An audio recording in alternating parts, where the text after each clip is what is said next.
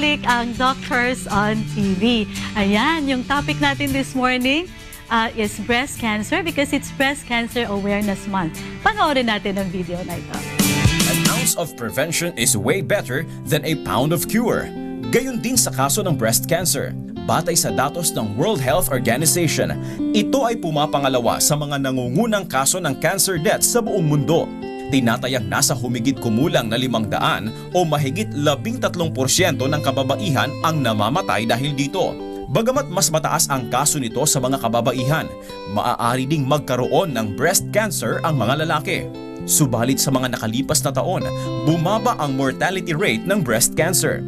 Sinasabing ito ay dahil sa early detection sa tulong ng mga makabagong teknolohiya. Ang paggaling mula sa sakit na ito ay nakadepende sa cancer type, stage kung kailan ito na-detect at geographical location. Ngunit mas mabuti kung ito ay maiiwasan sa pamamagitan ng mga tips mula sa eksperto kasama ng mga Doctors on TV.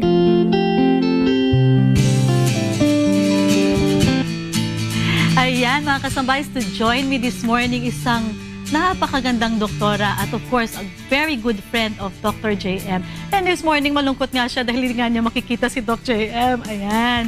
Ang ating guest ay walang iba kundi si Dr. Claudine Ordonez. She is a breast surgeon at East Avenue Medical Center, also at National Kidney and Transplant Institute and Asian Hospital Medical Center. Also General Surgery Residency at East Avenue Medical Center at also Breast Surgery Fellowship at KK Women's Children's Hospital in Singapore. Ayan, Dr. Claudine Ordonez. Doktora, good morning. Good morning, Dr. Yas. Good morning din po sa ating mga kasama ho dyan na nanonood sa kanilang mga bahay, no? So tama ho yung sabi ninyo, Dr. Yas, October is Breast Cancer Awareness Month. Kaya nga yung October, kaming mga surgeons, tsaka yung mga ibang doktor, syempre, very busy na nagkakalat ng impormasyon, tamang impormasyon, tungkol sa breast cancer. Ayan. Doktora, gaano na ba kadami ang may cancer sa Pilipinas? And you are also practicing in Singapore. Paano naman ang dami sa Pilipinas compare sa Singapore kasi very advanced ang technology sa Singapore. Mas maaga nilang nadidetect ang cancer in Singapore. Totoo yan, no, Dr. Yas. Actually, no, i-correct ko lang, ang Singapore, that was my fellowship training. So, back a few years ago. So, ngayon, dito na talaga ako nagpa-practice. That's good. Sa Philippines, walang latest data kung ilan talaga. Pero, sa mga census, sa mga survey, ang Philippines, Singapore, parati yan nasa top 5 or top 3 sa Southeast, sa buong Asia, ng pinakamaraming breast cancer. No? Nung nag-aaral nga ako sa Singapore, ang parati kong sinasabi sa mga pasyente, napakaswerte ninyo. Kasi doon, nakikita ng maaga ang breast cancer, tsaka kayang-kayang suportahan talaga ng gobyerno yung kanilang gamutan. So lahat ng options talaga, kayang pwedeng pag-isipan ng mga pasyente. Doktora, clarify ko lang ha, yung mga Singaporean, napaka-advanced na kanal technology, pero bakit nagbibilong pa rin sila doon sa top 5? Ano ba ang pinanggagalingan nitong breast cancer? Ang breast cancer kasi marami naman yan, iba't ibang factors na nakakataas ng risk natin. Hindi pa natin alam talaga kung ano yung particular cause, pero meron lang tayong mga ilang factors na alam natin na nakakataas ng ating risk, no?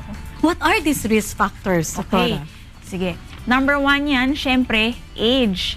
Habang tumatanda tayo, yung chance natin na magkaroon ng breast cancer, syempre, tumataas din. No? Siguro dala na rin ng, a lifetime collection of all yung toxins, of all yung stress, of all yung factors na pwedeng magdulot ng masama sa katawan natin. Pangalawa na dyan, syempre, yung pagiging babae. No? Ang breast cancer pwede mangyayari sa babae at sa lalaki. Pero the fact na babae tayo, mas mataas yung chance natin kumpara sa lalaki. Doktora, bakit naman unfair yung breast cancer na yan, bakit mas mataas ang risk sa babae compared sa Compared mga sa lalaki? lalaki. At ilang percent lamang ang mga lalaki? Ang lalaki, less than 2% lang. Very, very small. Oo. No?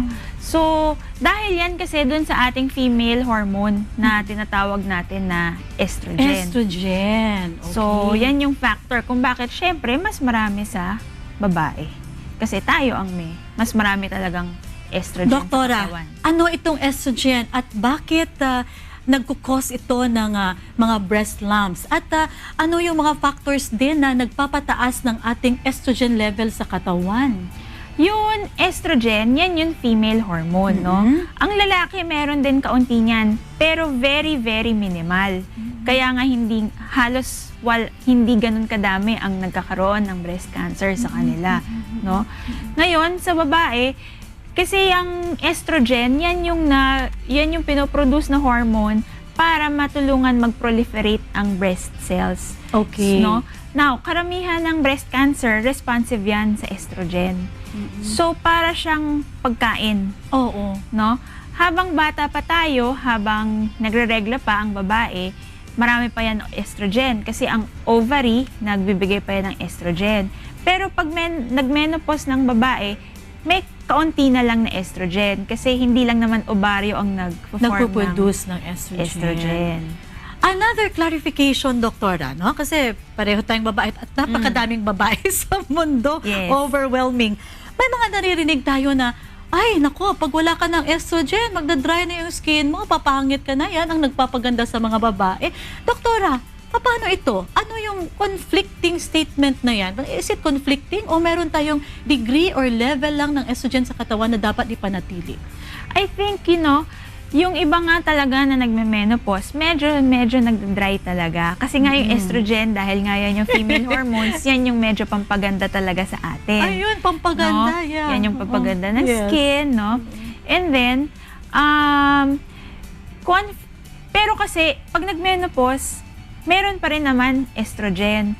Yung ibang obstetrician, I believe, nagbibigay sila ng mga supplements just to I mean, kapag nagme-menopause. Kapag Yes. nagme-menopause at masyado nang bumaba yung ating estrogen level, meron na tayong pwedeng maibigay, doktora, nagbibigay kayo, ng pang-pabalance ng estrogen level ng mga kababaihan. Yes. Yung mga obstetrician actually, hindi ako. I believe that they give supplements para lang ma-maintain yung sabi nila, 'di ba? Supple skin, no, glowing skin. Glowing. Tsaka syempre, And sometimes to control yung mga menopausal symptoms kasi mukhang medyo mahirap talaga yung menopausal symptoms. Grabe pala, no? Marami tayong risk na mga girls. Hindi Yes. lamang pala sa mga ibang sakit. Itong breast cancer ay Breast napakataas na sa Pilipinas, doktora. Now, doktora, ano yung mga early signs ng cancer, ng breast cancer? Ng early signs ng breast cancer, number 1 talaga, pag may bagong bukol. Okay?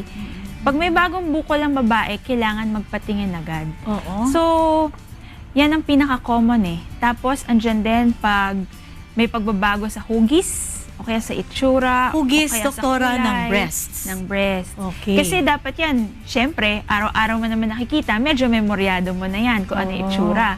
Pag yung tingin mo, minsan, nag-iba yung kabila compared dun sa kabila or compared talaga dun sa dati, no? Or kung dati yung nipple mo naman, hindi naman inverted, biglang dahan-dahan nang pumapasok, no? Or pamumula, o kaya minsan mga eczema. So, anything unusual that you can find or you can see sa breast mo. Anyway, hindi naman symmetrical, doktora, yung breast Oo, natin, hindi di ba? naman talaga symmetrical. So, pag may nakikita ka mga kasambahay, pag nakikita nating namumula o inverted, dapat tayo ay magpatingin na, no, doktora? Tama yan. Doktora, napakadami kong question. Kung kailan pa na mag-isa ako, Sige. ang dami nating question, doktora. Sige, pag-usapan Dahil natin very lahat. important itong topic na ito. But before we proceed to our topic, please watch Naturally Yours. The topic would be boosting your immune system through proper nutrition.